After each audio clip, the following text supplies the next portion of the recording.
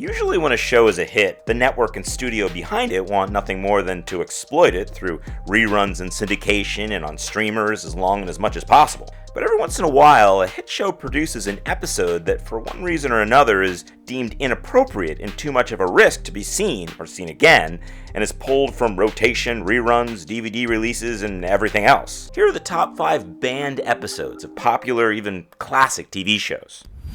At number 5, it's the 10th episode of the 3rd season of Married with Children, entitled I'll See You in Court. In it, Al and Peggy stay at a motel to spice up their personal life, recommended by Steve and Marcy. It's called the Hop On In. And while they're at said motel, they come upon a sex tape that actually features Steve and Marcy! And was filmed at that motel without their knowledge. I can't believe they taped us. They subsequently sue the motel.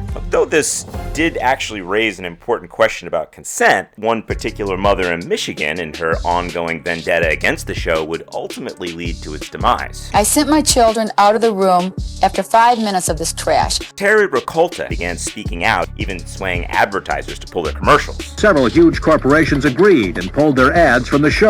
Said McDonald's, we felt the program was not consistent with our family image. And it was at the height of this controversy that the I'll See You in Court episode was set to air. And so concerned were the network and producers with the episode's subject matter that they blinked and pulled the episode, locking it away from viewers for over a decade. Oh, I thought it was a hit. Well, some woman in Michigan didn't like it. Despite this, ironically, Ricolta's boycott and the publicity that it gained ended up actually helping Married with Children. As Fox was still a young network and didn't have the budget to advertise like the bigger networks, the publicity surrounding this boycott actually turned millions onto the show that didn't even know it existed, and the show's ratings went through the roof. Oh, gee, guys, I feel terrible. At number 4, it's episode 1 of season 3 of The Simpsons, entitled Stark Raving Dad. This isn't fair! How can you tell who's sane and who's insane? This sees Homer committed to a mental institution. In the hospital, he meets a patient who, despite being a middle-aged white man, believes he's pop star Michael Jackson. I can't believe you never heard of me. Oh, of course I've heard of you. I mean, you'd have to be living under a rock not to know. What'd you say your name was? Michael Jackson. Doesn't ring a bell. And the character was actually voiced by Michael Jackson himself. The Michael Jackson? No way. It's true. And this is the reason it was eventually banned. This actually only happened in recent years when allegations regarding Jackson resurfaced with the release of the HBO documentary Leaving Neverland. To this day, it has still been removed from syndication and streaming services like Disney+. And sticking with Michael Jackson actually brings us to our number 3 banned show, but for very different reasons. It's the 6th episode of the 1st season of the British historical comedy series Urban Myths. This is a show that takes tall tales and stretch stories involving historical celebrities and turns them into half-hour comedic episodes.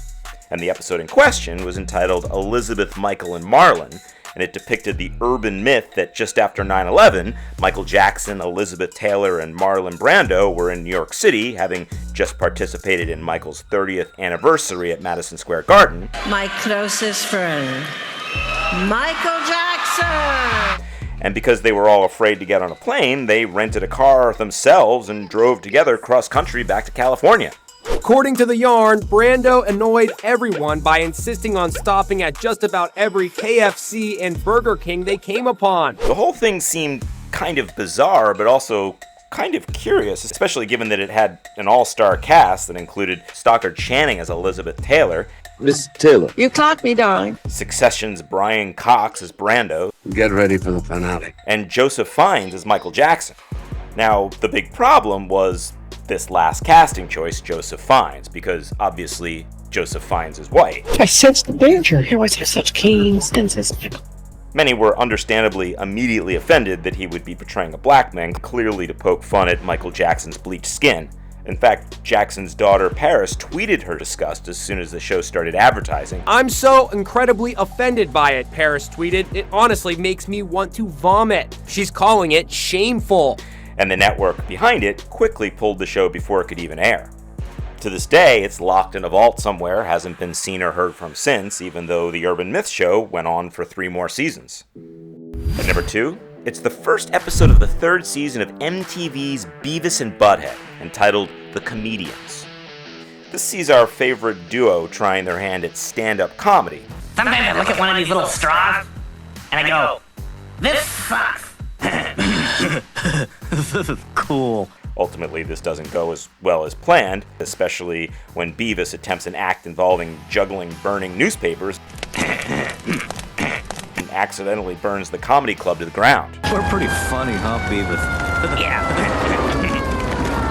Tragically, in real life, shortly after the episode aired, a 5-year-old boy in Ohio burned down his family's trailer home. Beavis and Butthead are cartoon characters on MTV, but their humor is being blamed for a family tragedy.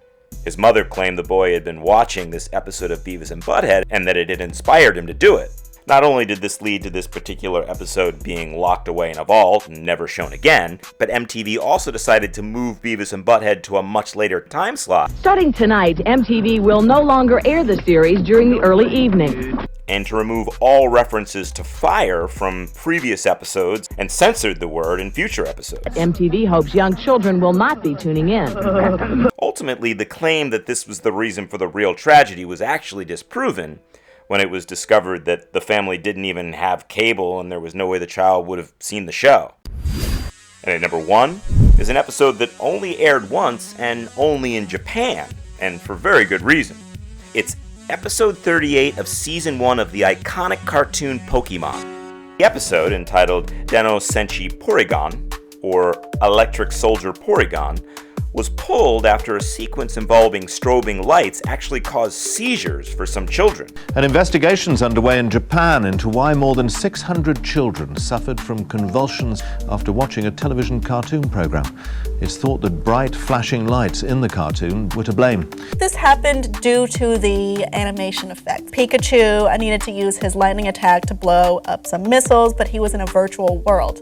So it needed to look virtual, right? So what the animators did is they used a rapid strobing technique. There were some problems with this. Kids were affected.